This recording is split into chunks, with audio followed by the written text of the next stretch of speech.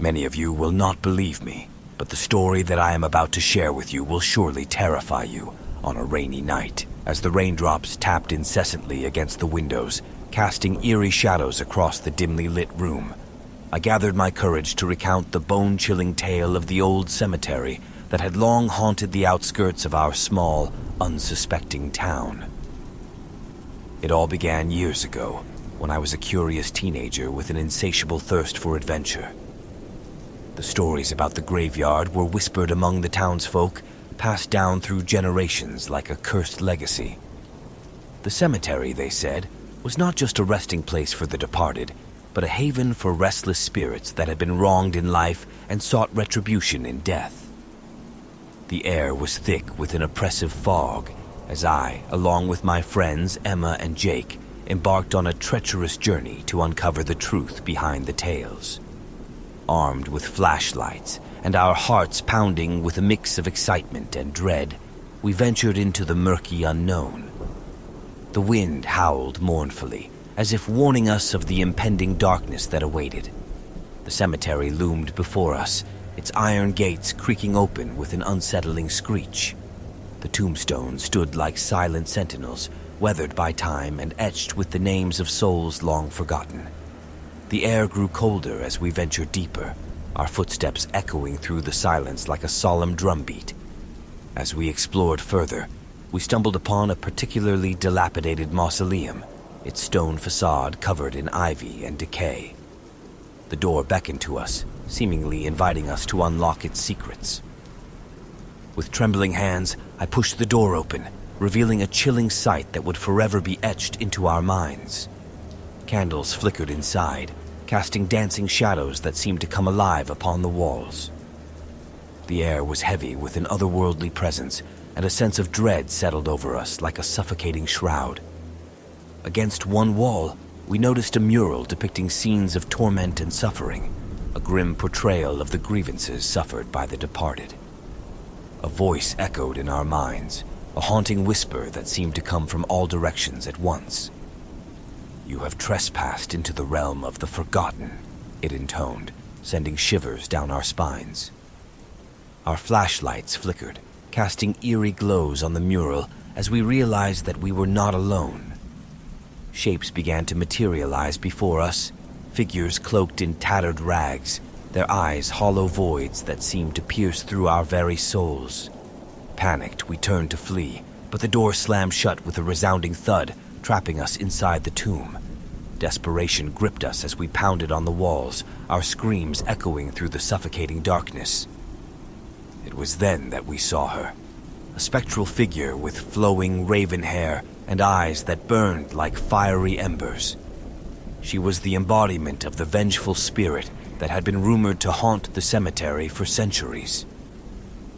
"You seek to uncover our pain, yet you do not understand the depths of our suffering," her voice resonated, carrying a weight of centuries of anguish.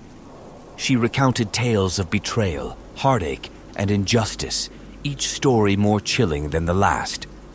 We were paralyzed by fear, forced to bear witness to the torment that had consumed these tortured souls.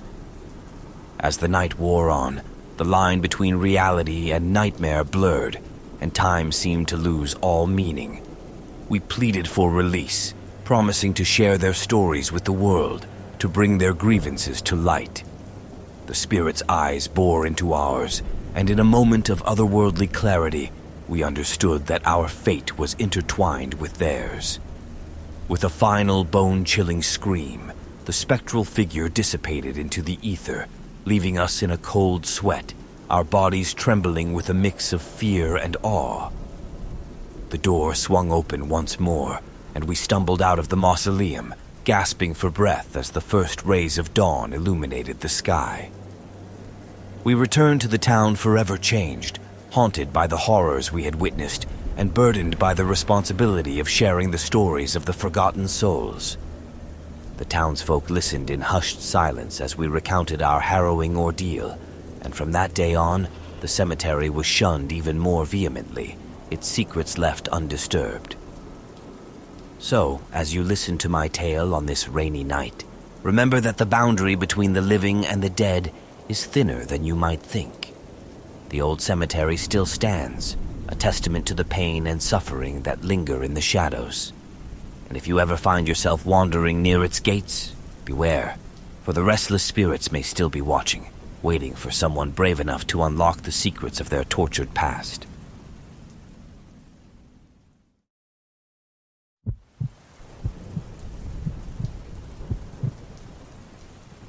I'm Violet. Every year, without fail, I make the journey from my home in Australia to visit my grandmother in the heart of Florida. The journey has become a cherished tradition, a time to reconnect with family, explore new places, and most importantly, spend time with my beloved Nana. But this year, my annual visit took a turn into the macabre, into a horror that I could never have imagined. As the plane touched down in Florida, I felt a sense of excitement and anticipation. My grandmother's warm smile and comforting embrace were waiting for me at the airport. This year, however, something felt different. Nana's once vibrant eyes seemed clouded with a sense of unease, as if she held a dark secret beneath her usual cheerful exterior. During the first few days of my visit, Nana's behavior grew increasingly erratic. She would often drift into long periods of silence, her gaze fixed on something beyond my comprehension. When I questioned her, she would dismiss my concerns with a wavering smile, blaming it on her old age and tiredness. But I knew there was more to her demeanor than mere fatigue.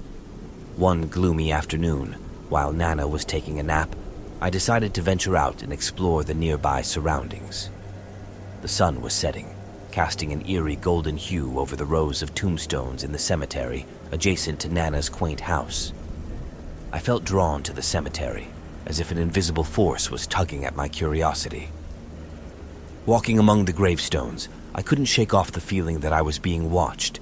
The atmosphere was heavy, and a cold breeze sent shivers down my spine. I noticed a peculiar gravestone, distinct from the rest. Its weathered surface bore an uncanny resemblance to my own name. Violet Thompson, beloved daughter and sister, taken too soon. The dates etched into the stone were bafflingly recent. My heart raced as I tried to rationalize the impossibility of my own death. As I stood there, a chilling whisper echoed through the air. "Violet." I spun around, searching for the source of the voice. Shadows danced ominously, and a sense of dread consumed me. Suddenly, the ground beneath my feet gave way, and I plummeted into an open grave. The impact knocked the wind out of me, and I lay there disoriented, surrounded by the suffocating darkness of the earth. Panic seized me as I realized the gravity of my situation. I struggled to climb out, my fingers clawing at the loose soil, but it was a futile effort. Just as despair threatened to engulf me entirely, a pale hand emerged from the darkness, reaching down to pull me to safety. It was Nana, her eyes wide with fear and determination. With her help, I managed to scramble out of the grave, gasping for air. Nana held me tightly, her frail arms offering an unexpected strength.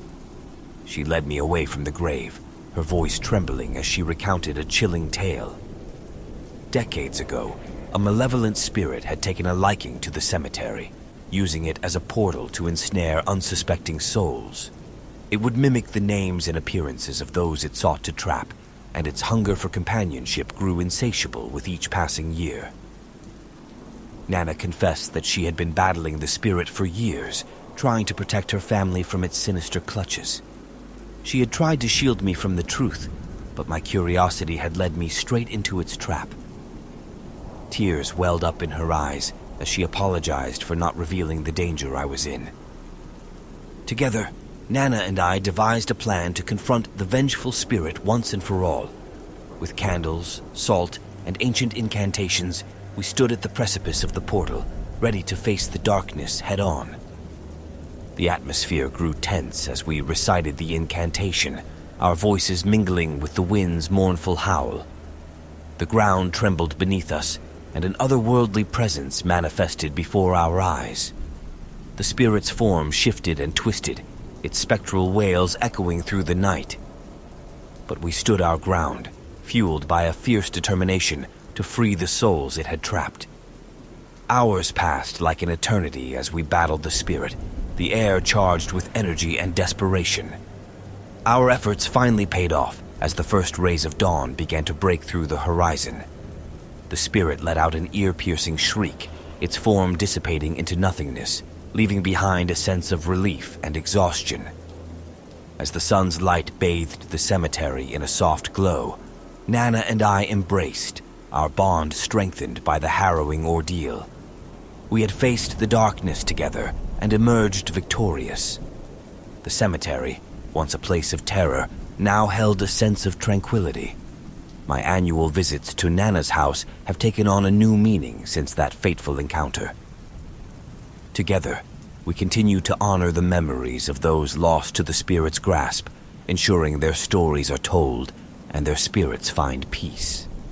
And as I stand among the tombstones, I am reminded that even in the face of horror, love and courage have the power to overcome the darkest of forces.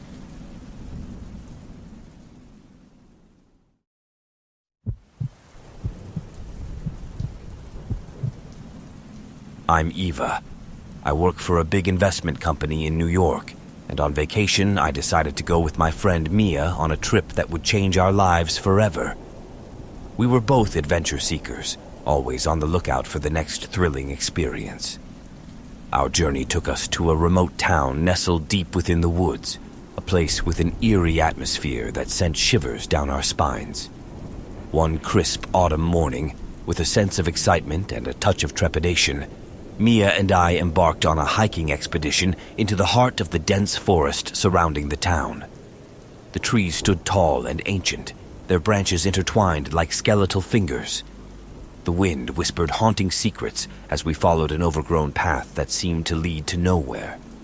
Hours passed, and just as we were about to give up and turn back, we stumbled upon a clearing. In the center of it lay an abandoned cemetery, its weathered gravestones standing like silent sentinels, guarding the secrets of the past. A shiver ran down my spine as I exchanged a nervous glance with Mia. The atmosphere was heavy with a mixture of curiosity and dread. The cemetery was unlike any we had ever seen. The gravestones were covered in moss, their inscriptions faded with time.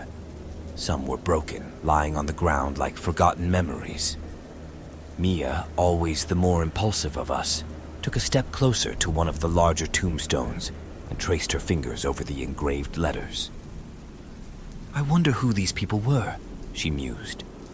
As the sun dipped below the horizon, casting an eerie orange glow over the cemetery, we made a decision that would prove to be our greatest mistake. We decided to return to the cemetery after nightfall, fueled by a mix of curiosity and the desire for an unforgettable adventure. When darkness enveloped the woods, we armed ourselves with flashlights and returned to the abandoned cemetery. The moon hung low in the sky, casting long shadows that seemed to dance among the gravestones. The air was cold and thick with an unnatural silence. We walked among the tombstones, our beams of light revealing names and dates that hinted at the lives that once existed. But something was off. The atmosphere had changed. It felt as though we were being watched, as if the very earth beneath our feet held secrets we were not meant to uncover. As we ventured deeper into the cemetery, the air grew colder, and the wind whispered unintelligible words that sent shivers down our spines.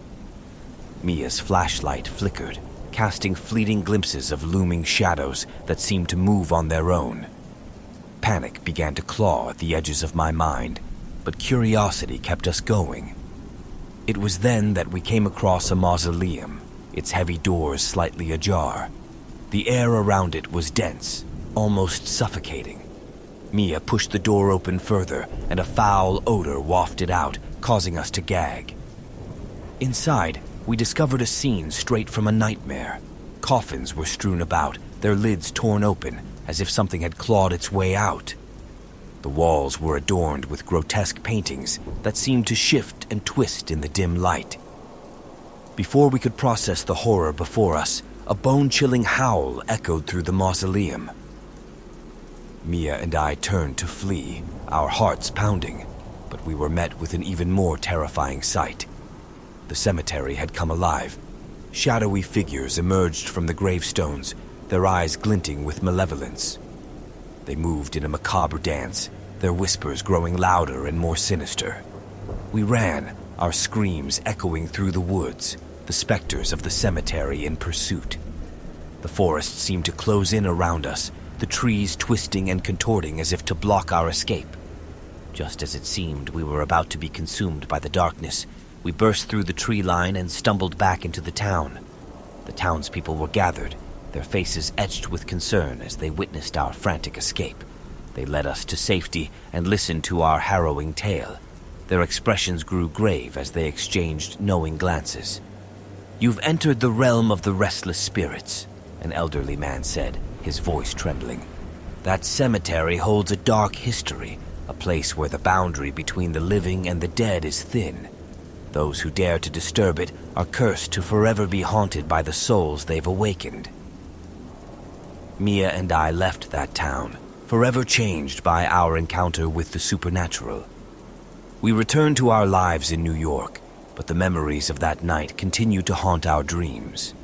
The specters of the cemetery lingered in the shadows, a constant reminder of the darkness that exists just beyond the veil of the known.